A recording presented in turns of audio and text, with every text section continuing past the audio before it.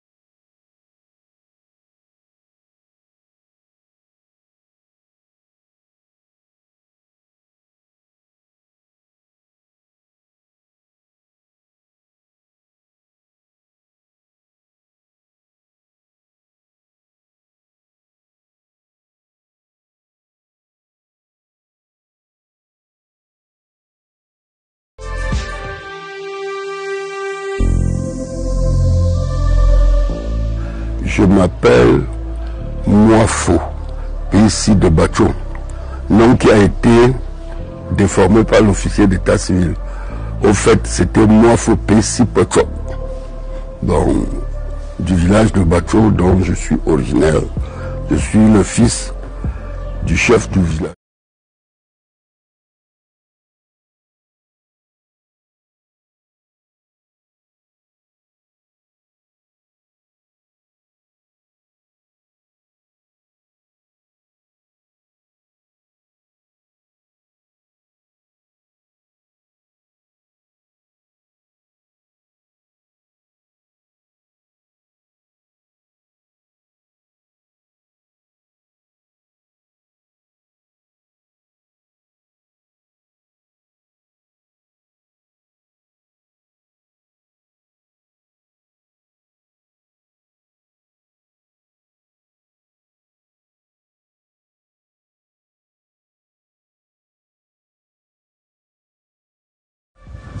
Et cela nous a liés, cela m'a permis de connaître Papa Penka en tant que prince de la chefferie Bassonken, mais il ne fallait pas que cela pour le connaître dans la mesure où il a joué un certain rôle dans la période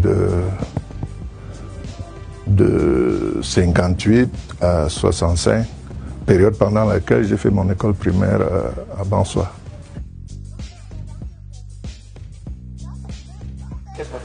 Je suis Nengia Albert, ancien chauffeur de lignes de Douala et Yaoundé. Mon père était l'aîné à Papa Penka Michel.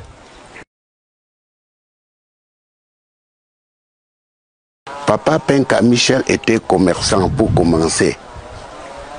Un grand planteur dans cette région. Parce que quand le café arrivait, ils étaient les premiers à prendre le café pour planter dans leurs champs. Penka Michel avait une station d'essence ici chez lui au Carrefour. Et comme commerçant, il crée au Carrefour, appelé à l'époque Carrefour Penka, un restaurant. Il tient une station-service, restaurant spécialité perdue, qui était à cheval le route Konsamba-Chang, avec un branchement Konsamba Bawang Bouddha. Ainsi de suite. C'est Carrefour encore là avec ces trois routes.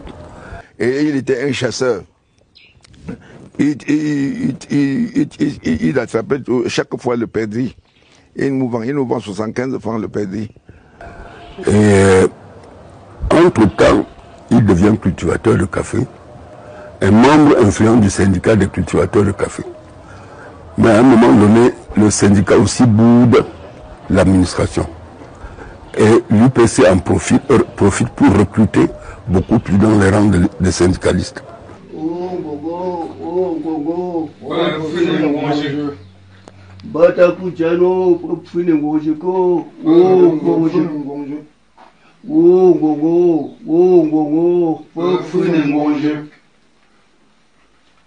Français, Okokombo Cameroun, Francino, Okokombo Cameroun,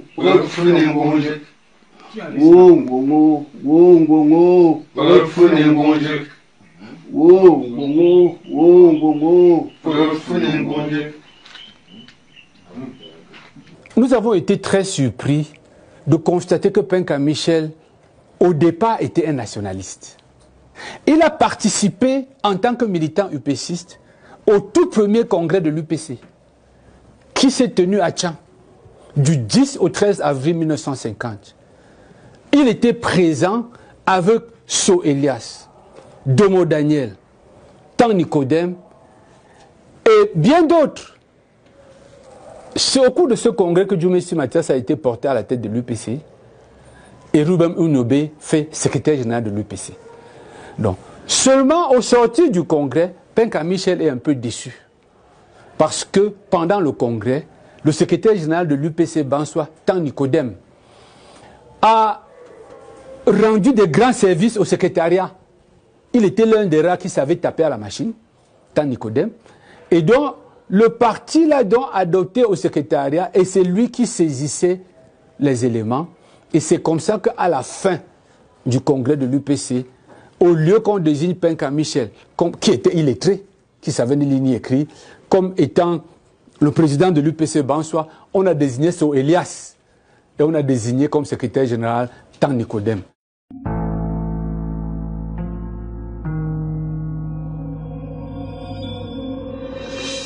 Il y a eu une affaire de terrain à Penka Michel,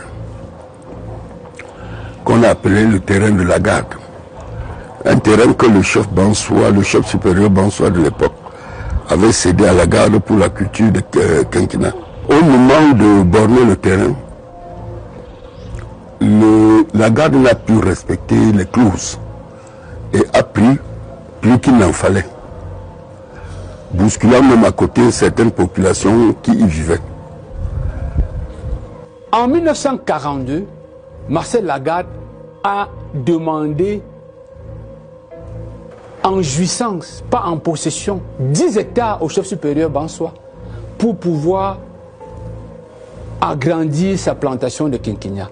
Le chef supérieur a accepté. Mais je vous donne ici les éléments qui vont vous permettre de comprendre que Marcel Lagarde a abusé. En 1942, il avait 10 hectares. En 1944, Marcel Lagarde avait occupé 71,5 hectares. En 1945, il avait occupé 330,3 hectares. En 1948, il avait occupé 539,21 hectares.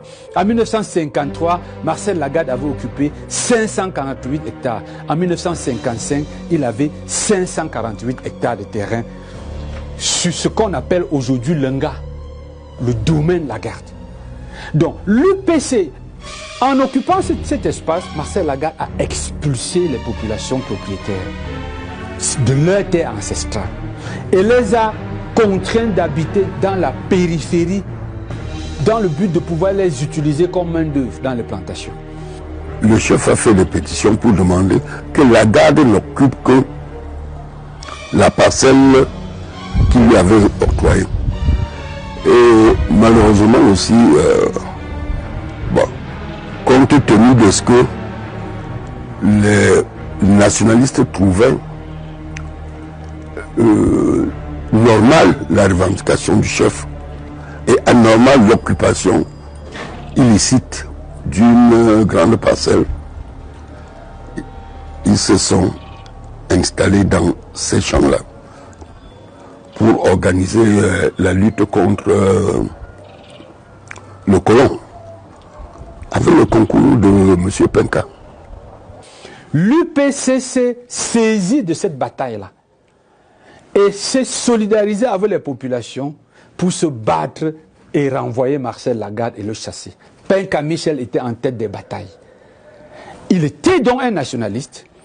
Il tenait les réunions de l'UPC chez Tan Nicodème, à Banegan. Cette maison est encore là. On peut la voir jusqu'aujourd'hui. C'est dans cette maison d'ailleurs qu'on a enterré Tan Nicodème. On nous a montré l'endroit où Penka Michel s'asseyait. Ses compagnons avec qui il siégeait, certains sont là. Avant soi, on peut les retrouver. Ils nous ont d'ailleurs conduits, quand nous étions à la recherche de Tan Nicodème, c'est eux qui nous ont dit, on sait où on l'a enterré. Nous pouvons vous montrer là où nous l'avons mis. Quand on accepte de retrocéder une parcelle, il souhaite que le chef la lui cède. Que les combattants même interviennent auprès du chef pour qu'on lui cède cette parcelle. Ou une bonne partie de la parcelle. C'est que les nationalistes refusent et estiment qu'ils ont mené le combat pour que le terrain soit retrocédé au chef supérieur des Bansois et non à un individu. Alors face à ça, il s'est retourné. Lorsque l'UPC refuse d'octroyer les terres à Penka Michel recrute 20 personnes pour débroussailler. Ces 20 personnes parmi sont conduites par son secrétaire particulier, Ntafe Morpion, de son vrai nom Tajekam Emmanuel, qui est le chef supérieur Bachi à Bansois à l'époque. Donc, Penka Michel se tourne donc vers l'administration coloniale. Il s'en va rencontrer Delaunay pour demander qu'ils mettent à leur disposition le domaine Lagarde afin qu'ils puissent y produire le café. Maurice Delaunay les regarde et leur fait la promesse que c'est possible, mais le domaine Lagarde est infesté de maquisards et de combattants nationalistes. Donc, il leur dit, lorsque ces combattants, on aura nettoyé le domaine, on pourra en parler et moi je pourrai étudier favorablement votre demande.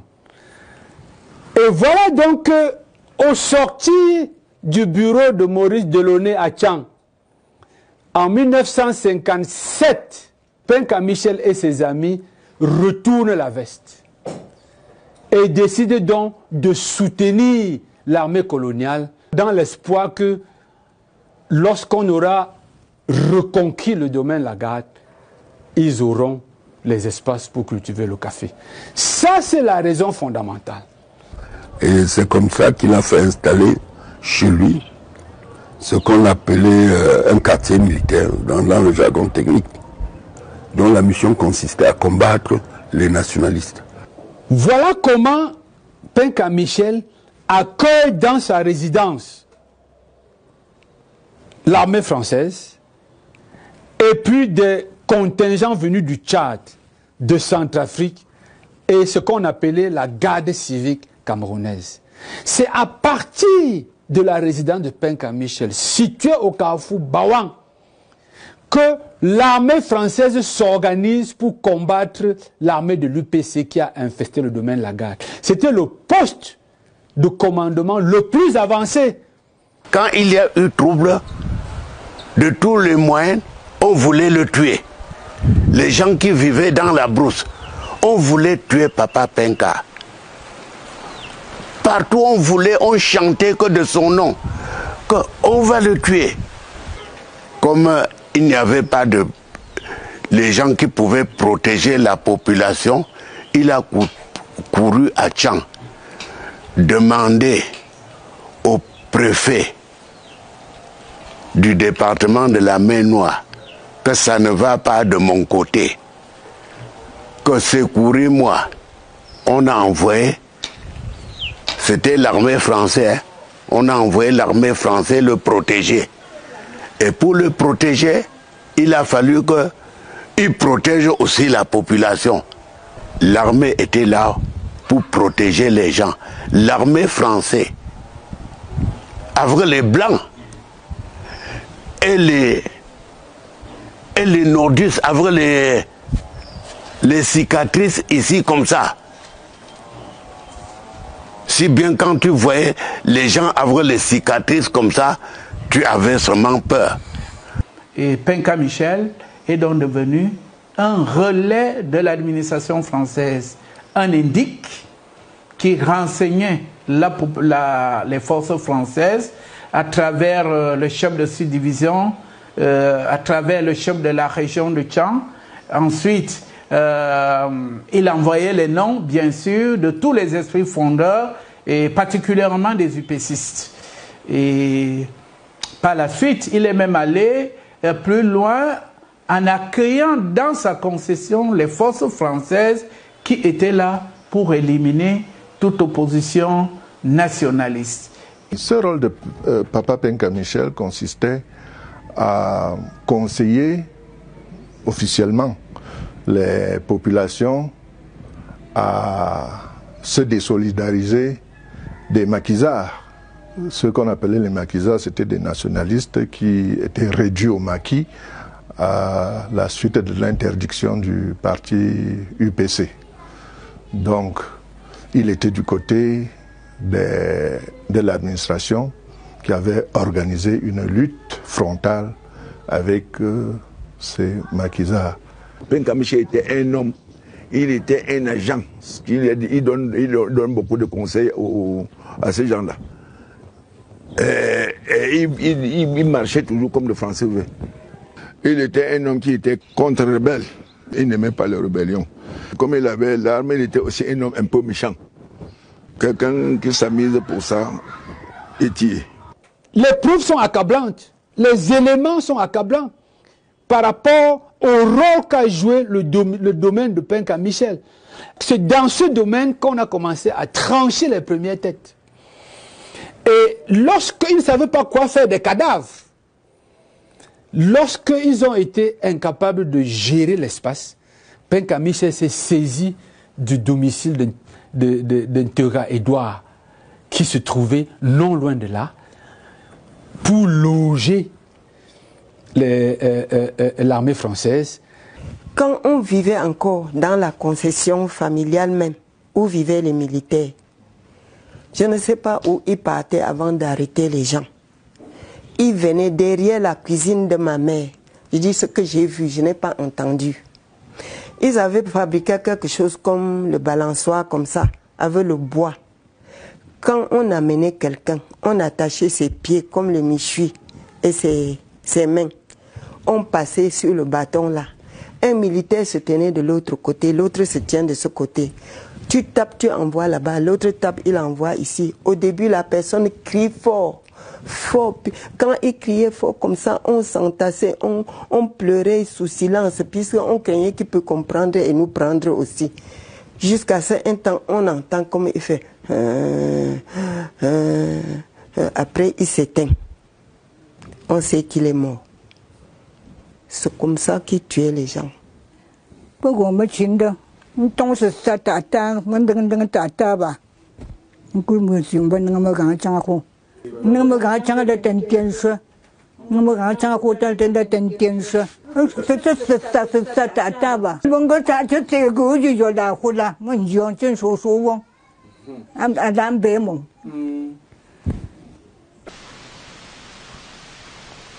Je ne voudrais cependant pas passer sous silence certaines difficultés qui ont risqué de compromettre notre évolution et de remettre en cause les progrès accomplis depuis de nombreuses années.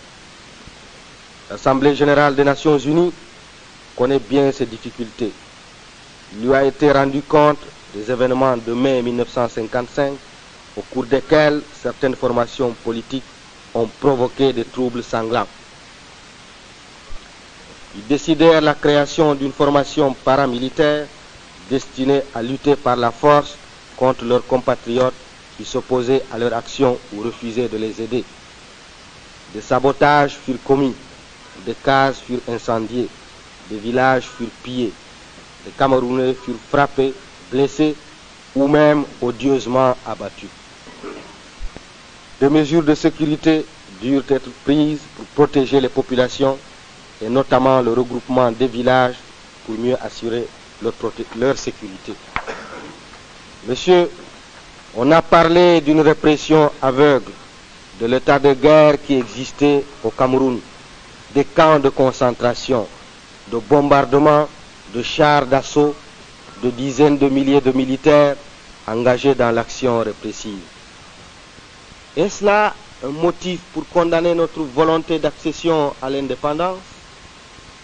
C'est abominable les crimes commis à Penka Michel pendant les luttes nationalistes. Il y en a, c'est aujourd'hui que beaucoup se relèvent pour dire oui, on avait perdu tel, on avait perdu tel, on avait... Jusqu'à un moment donné, on n'arrivait pas à en parler. C'est depuis que la France a osé dire qu'on va ouvrir les archives, que même les gens, les langues se délient. Et c'est abominable. Il y a des familles qui ont été entièrement exterminées. Le chef qui était le père à mon père, on lui a tué, découpé dans la nuit. Chef Bassonkan, les maquisards l'ont tué. Bon, écoutez comment quelqu'un tue son père. Est-ce que c'est normal? Parce que quelqu'un dans le temps là savait que tel est comme ça. Il le tue. Il fait un groupe, il forme un groupe pour aller le tuer. Vous voyez que c'était comme ça pour arranger le pays. Et quand le trouble était fini, où ils ont fait comment pour faire la confession publique, les gens ont accepté ce qu'ils ont fait du mal dans le temps là. Il y avait les gens qui ont dit que chacun va dire ce qu'il avait fait. Tu comprends comment quelqu'un dit que c'est moi qui avais tué mon père. C'est moi qui avais fait ceci et cela. J'ai tué une femme enceinte. Tu comprends comment quelqu'un dit qu'il a tué une femme enceinte. Une femme enceinte. Il y a beaucoup de coups que lui-même faisait monter. Et il faisait mettre ça sur le dos de nationalistes pour avoir maintenant l'occasion de faire arrêter certaines personnes. Pour justifier certaines arrestations. Il y a par exemple, quand je regarde l'incendie, l'incendie de notre chefferie, c'était par les colons français, l'incendie de la chefferie supérieure, Bonsoir, et même la mort, l'enlèvement du chef. On fera tout. On ne nous dira jamais que Penkani était pour rien. La statue Manquité, qui se retrouve, je crois, au quai Berlin en France, là, on prononce bien le nom de la ville, a été volée dans la nuit de novembre, je crois, ça doit être un 28 novembre, où on a enlevé le chef et pied la chefferie, entre autres objets d'art. Bon, cette statue est d'autant plus marquante que c'était une des statues mystico-religieuses de la chefferie. Et comment on l'a découvert, on l'a reconnu en France. On a fait partie des gens d'ici, avec des bambous. Ils sont arrivés, ils ont visité beaucoup de musées, et c'est dans ce musée-là que la statue s'est signalée. Maintenant, nous nous posons la question. Si c'est bien les nationalistes qui avaient pillé la chefferie, d'où viendrait-il que la statue se retrouve en France? C'est ça le problème.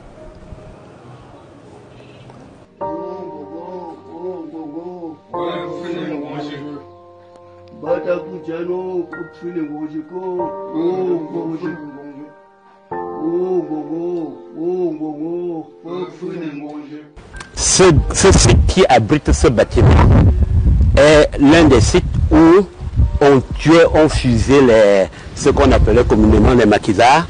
La place Mindran, c'est l'alliance franco-camerounaise, mais ce ne fut pas toujours ça dans l'histoire. Lorsque on remonte la charpente de l'histoire de Tchang, c'était une brousse ici. Et c'était un endroit idéal pour la colonie française d'exécuter ce dont ils n'avaient pas besoin.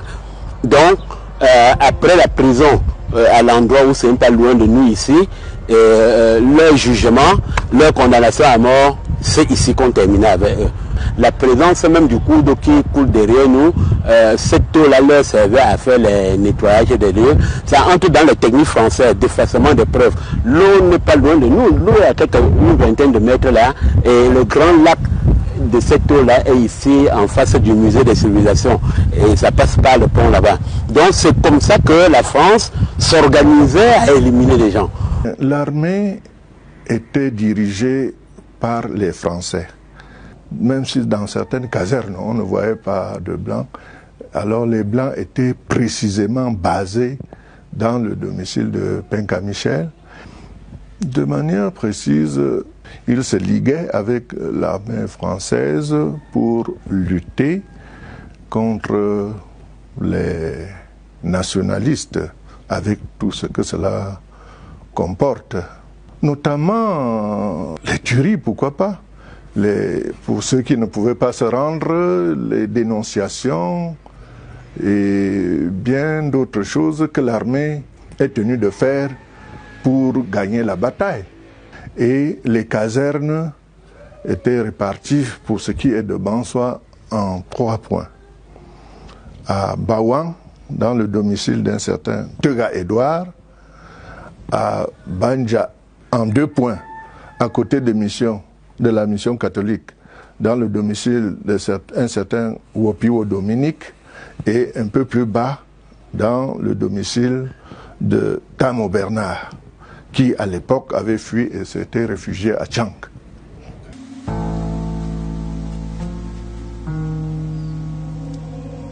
Comme vous voyez là, on est dans notre plantation à Bawan. Ici, là, c'était la cour. Et là où les militaires avaient placé les bâches, les tentes, que d'autres dormaient même dedans.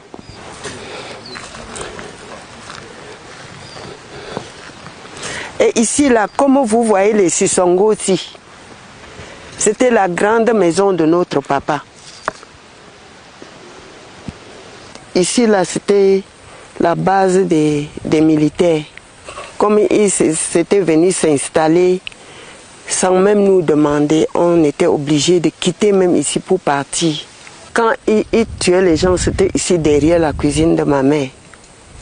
Les gens qu'ils attrapaient, on ne sait pas où. Ils venaient, quand ils les tuaient, la nuit, on les portait pour partir. On ne voyait plus les cadavres le matin. Autour des années 70, quand on cultivait, on voit les ossements humains au bas fond, au champ. Quand on parle de fosses communes, bon, c'est ça qui me révèle qu'il y avait quelque chose comme fosse au champ.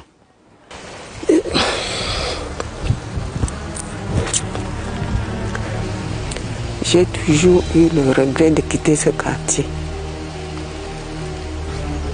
J'ai grandi à Banja, après ici, mais ce n'est pas le chemin. Quand je viens dans ce champ, je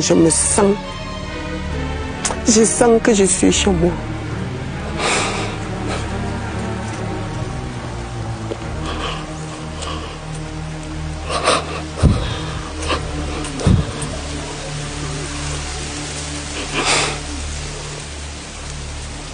Un certain nombre de personnes se plaignaient de ce que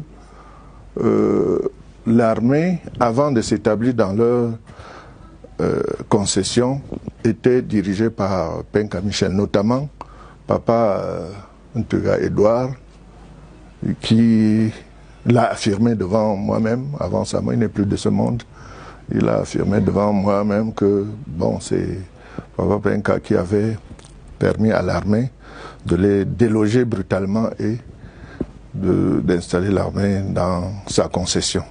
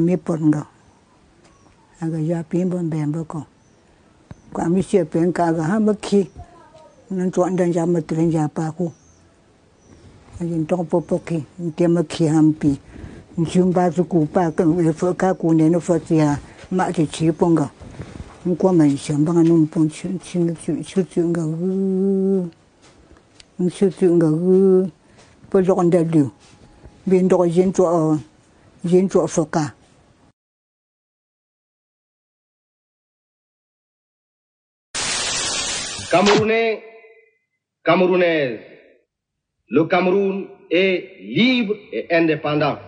L'indépendance, comme la liberté, est un bien qui se conquiert et se reconquiert chaque jour. Et personne n'est de trop pour la défendre, la fortifier, la préserver de toutes ses forces et de toute son âme. Camerounais des villes, des villages et des campagnes, nos cœurs battent aujourd'hui ensemble d'un même rythme. Notre drapeau national flotte partout au vent de notre joie. Vive la liberté, vive le Cameroun indépendant.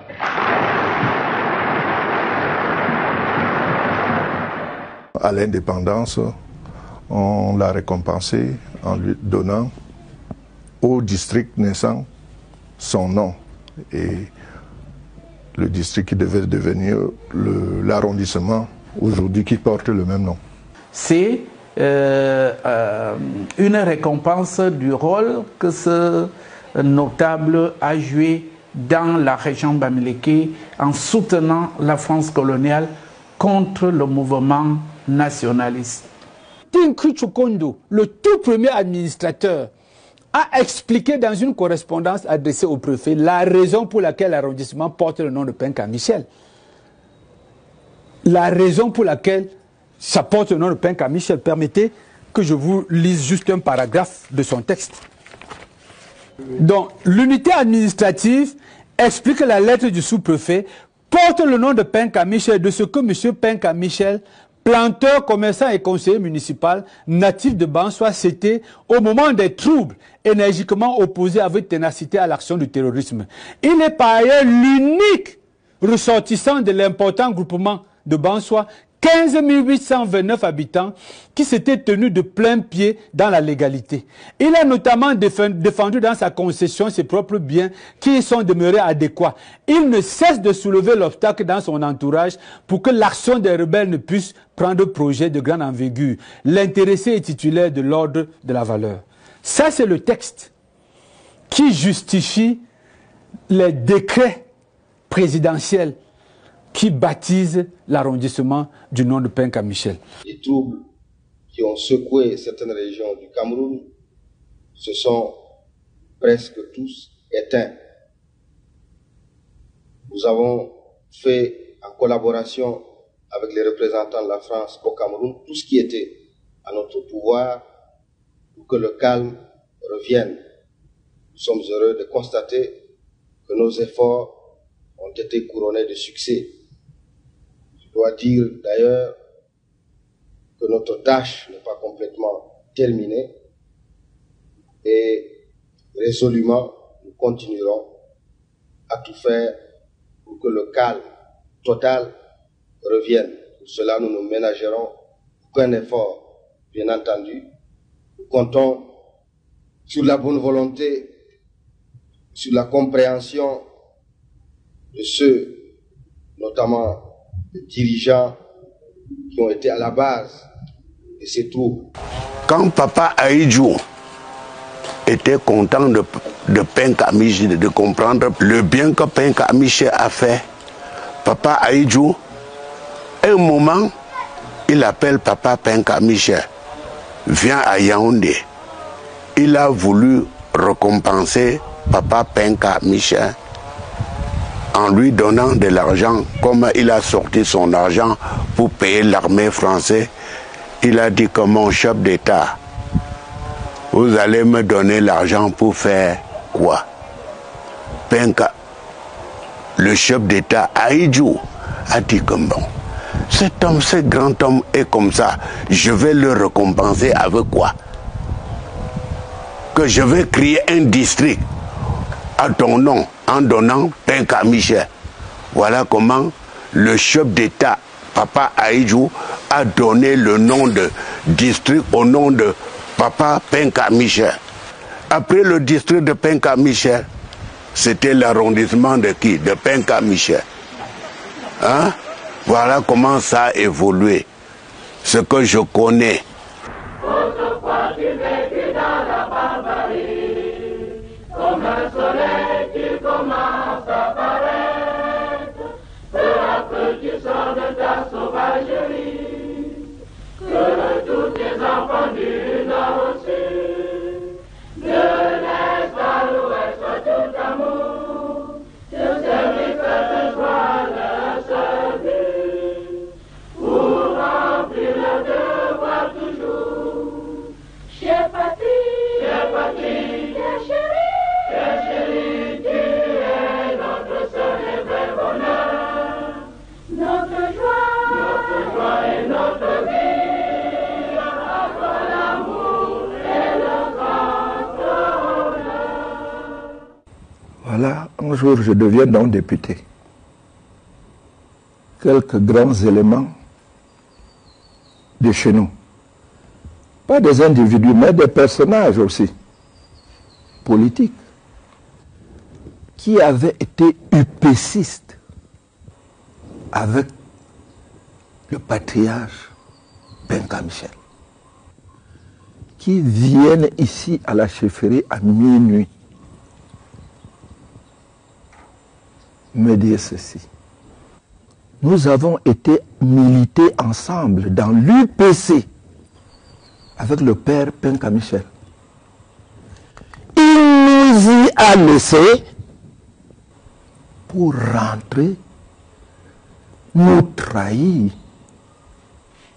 et à bénéficier de ce que l'arrondissement ou le district porte son nom.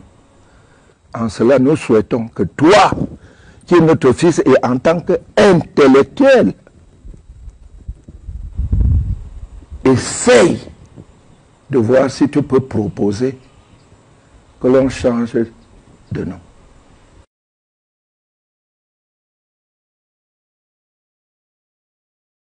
Qu'est-ce que ça vous fait de savoir qu'il y a un arrondissement qui s'appelle Penka Michel, au vu de tout ce que vous venez nous raconter? Ça me fait mal jusqu'à ce quand vous me demandez comme ça.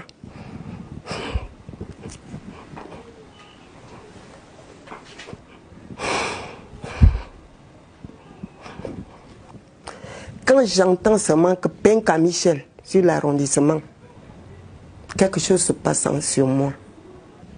Nous avons tout perdu en logeant les militaires contre notre volonté, puisqu'on ne nous avait pas demandé.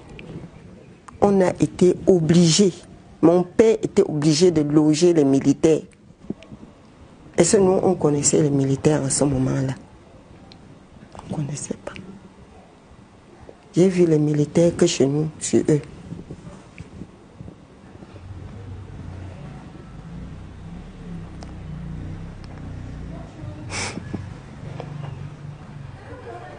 Pour ce quelqu'un, From Benque, Jamson Serun no for home.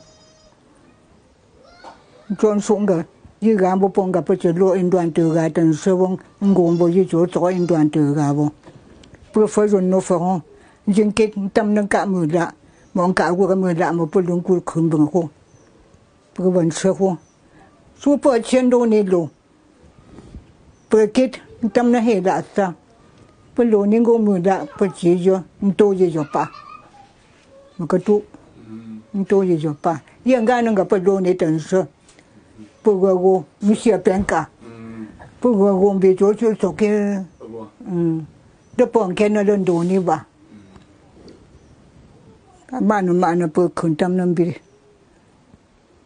Landog again. Chapeau see and capture work. Tapum be pay up for pay not each other. But no good and for chapeau see capture work out song yet and yet. Into no coup. Au village, on nous appelait les enfants des riches. Nous étions tombés comme nus. Puisqu'après l'indépendance, on demandait les habits avant de porter sur nous. Alors que notre papa achetait nos habits à Douala quand il achetait la marchandise. Et ses chaussures, il commandait avant qu'on fabriquait, puisqu'il avait de très grands pieds. On n'avait plus rien. Ni la mamie, ni la sienne, ni rien, même des habits. Quand j'entends même à la gare routière, quelqu'un dit, je vais à Penka. Je peux même rentrer sans plus continuer mon voyage.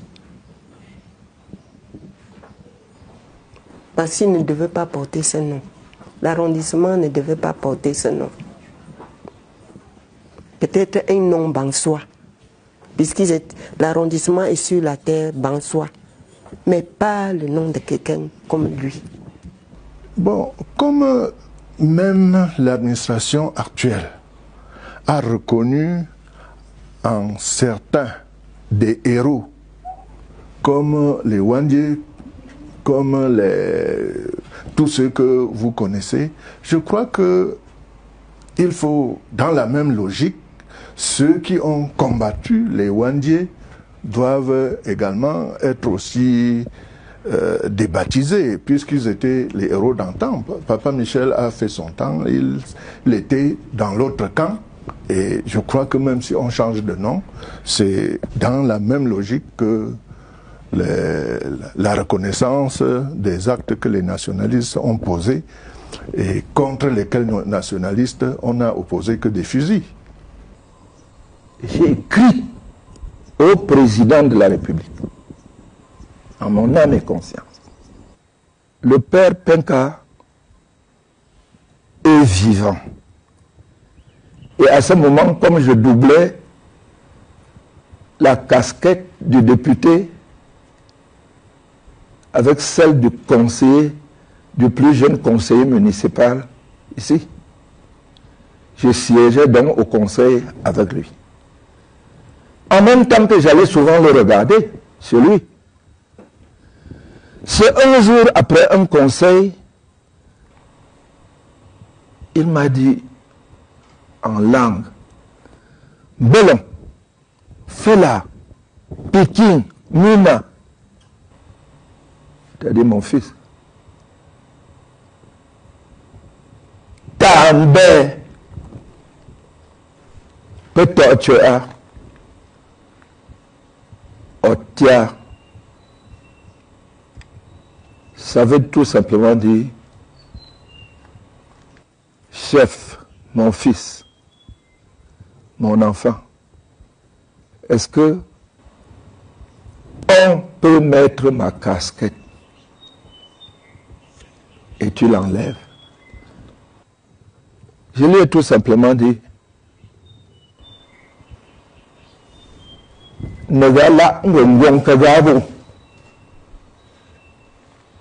que le peuple bansois a dit cela, et je n'ai pas prononcé le nom des autres. Et il s'est tu. Et il a dit, tu demeures mon fils. Et un jour, on me fait revenir que Ça n'a pas marché. J'ai relancé le président de la République, son Excellence, M. Paul Biya. Bon, après, je n'ai pas écouté de réponse. Et j'ai eu des menaces de la part de ceux qui tiennent le pouvoir, de mes frères, de mes grands qui tiennent le pouvoir aujourd'hui.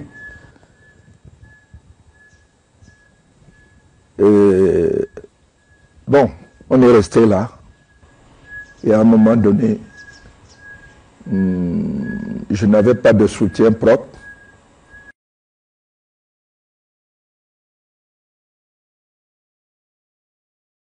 La crainte que suscitait Penka Michel plane encore dans certains esprits.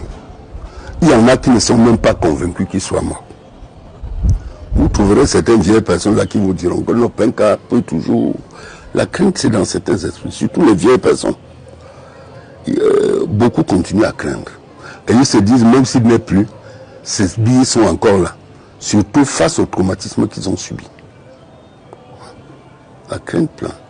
Vous verrez, allez interviewer certains vieilles, ils vont refuser de vous répondre parce qu'ils ont peur des représailles. Quand je vous parle comme ça, je suis très fière parce que c'est quelque chose qui m'a toujours rongé. Je suis fière que quelqu'un m'a entendu. Même si ça ne va me servir à rien. Je me suis déchargée. Puisque ça m'a toujours fait mal. Très mal. Aujourd'hui, là, quand je parle comme ça, c'est comme je suis libérée. Aujourd'hui, parler de l'histoire de Penka, moi je suis déjà à cet âge-ci. Si je ne parle pas, si je ne parle même pas à mes enfants, qui va leur en parler? Je me dois de parler, même pour libérer mon esprit. J'ai mes enfants qui ont fait des études d'histoire, je leur en ai suffisamment parlé. Il faudrait que les gens apprennent à parler, ça libère même la conscience, ça efface les rancœurs. Parce que rester renfrogné, hein, ça crée des rancœurs inutiles. Alors qu'en parlant, on se libère. Et peut-être même qu'on libère la conscience de celui-là outre-tombe. Je vous ai donné déjà l'éclaircissement de Penka Michel. Et je vous ai dit comment ce qu'il a fait avant que Papa Ahidjo lui ait donné ce nom. C'est mon père. C'est mon père. Et quelqu'un ne peut même pas parler mal de mon père à côté de moi. Quand on parle de cette période-là, Papa Michel a été du côté des antinationalistes et vraiment je ne crois pas que pour ça il puisse être célébré. Quand on protégeait la population, est-ce qu'on cherchait à faire du mal? Quand on protège, on doit protéger. On doit protéger. Ne cherchez pas de complications, ne léchez pas ici et léchez là-bas. Il faut lécher d'un seul côté comme ça et pour toujours. Dans les rapports officiels, c'est à peine si on parle de lui, de Penka Michel, c'est à peine si on parle de lui. On ne parle de lui qu'en termes de... Il a été très très utile dans la lutte anti-insurrectionnelle. Présenter Penka Michel comme un criminel, non. Il était plutôt vu comme quelqu'un d'extrêmement utile, comme quelqu'un qu'il fallait remercier, apprécier pour son œuvre. Il fait partie de ceux qui combattaient les maquisards. Et c'est pour ça que jusqu'aujourd'hui, ses descendants continuent à dire qu'il a rassemblé les gens dans sa concession, il les a nourris pour les protéger de la violence des maquisards. Or, ils oublient une chose, c'est qu'aujourd'hui, ces maquisards, c'était des résistants. C'est eux qui étaient dans le bon camp. Ce n'est pas le camp de Penka Michel qui était le bon. Donc, lorsqu'on fait allusion à lui, C'est pour dire qu'il a été un homme extrêmement important. Il a pesé d'un poids important pour la lutte anti-insurrectionnelle. L'héritage de Penka Michel est paradoxal. Je me rappelle à un moment donné quand son fils, héritier principal, entrait en politique, je lui ai dit d'éviter l'effet boomerang. Parce que l'histoire de son père, la version officielle, c'est un bienfaiteur. Mais ce que les populations savent, on retient de lui que c'était un assassin. Donc, ces enfants feraient mieux pour la mémoire de leur père de chercher à réconcilier la famille avec les autres familles qui ont perdu tant de personnes lors des luttes nationalistes.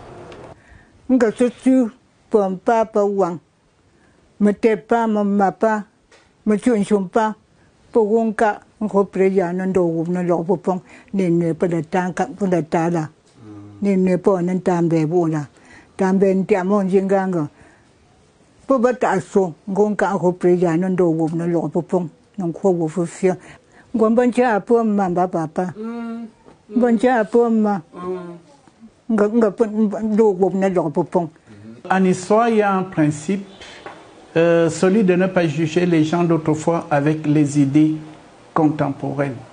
L'historien cherche à voir pourquoi, à cette époque, dans ce contexte, les gens ont posé tel acte, tel acte, tel acte. La France n'a pas laissé beaucoup de possibilités au Cameroun. Ceux qui combattaient contre la France devaient être éliminés. Et dans ce contexte, ils n'étaient pas assez nombreux pour s'engager dans ce combat. Il y a un pan des Camerounais, certains qui ont décidé de jouer la carte de la France. On ne peut pas rayer le nom de l'histoire du Cameroun. Il constitue en quelque sorte le côté obscur de la dynamique évolutive de l'État du Cameroun. Et il est très important que nous, les historiens, nous présentons leur rôle sans chercher à les juger, mais en tentant d'expliquer pourquoi, en contexte colonial, ils ont pris la voie de la collaboration. Car le rôle de l'historien n'est pas de juger, mais de faire connaître les faits tels qu'ils se sont réellement passés. Les gens ont tellement politisé cette histoire même. La vérité n'a pas deux faces. La vérité n'a qu'une seule face. Et la face de la vérité, c'est la vérité elle-même. L'essence même de la vérité. C'est blanc, c'est blanc. C'est noir, c'est noir.